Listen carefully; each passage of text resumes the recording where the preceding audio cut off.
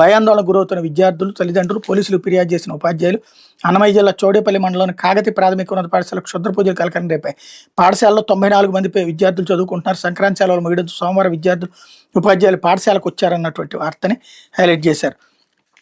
వినుకొండ బస్టాండ్లో తొక్కిసలాట, నలుగురికి తీవ్ర గాయాలు. బస్సు ప్లాట్ఫామ్ పైకి వస్తుండగానే ఎక్కేందుకు వందలాది మంది ప్రయత్నం. బస్సు డోర్ తగిలి ఒకరు పడిపోయిన ప్రయాణికులు. పండగ ప్రత్యేక బస్సు లేకపోవడం వల్ల దుర్ఘటన జరిగిందని ప్రయాణికుల ఆగ్రహం.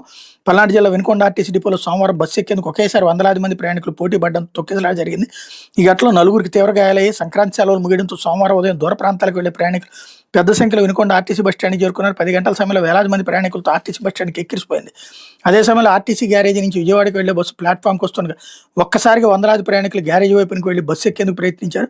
బస్సు కదులుతూ ఉండగానే సీటు కోసం తోసుకుంటూ లోపలికి వెళ్లేందుకు ప్రయత్నించగా డోర్ తగిలి పలువురు ఒకరిపై ఒకరు కింద పడిపోయి తక్కిసలాట జరిగింది. ఈ ఘటనలో పల్నాడు జిల్లా బొల్లాపల్లి మండలం వెలటూరు గ్రామానికి చెందిన బెల్లంకొండ చిన్నంకయ్య, నూజెండ్ల మండలం కొత్తనాగిరెడ్డిపల్లికి చెందిన పరిమి కోటముకి చేతులు విరిగిపోయాయి. ప్రకాశం జిల్లా పుల్లల చెరువు మండలం ఎండపల్లికి చెందిన ఎస్తేర్రాని పుల్లల చెరువు తండాకు చెందిన బాణావత్ మంత్రిబాయికి తీవ్ర గాయాలయ్యాయి. ప్రమాదం జరిగిన వెంటనే బాధితులను ప్రైవేట్ వాహనంలో ఆసుపత్రికి పట్ల వైద్యశాలకు తరలించారన్నట్లు వార్తని హైలైట్ చేశారు.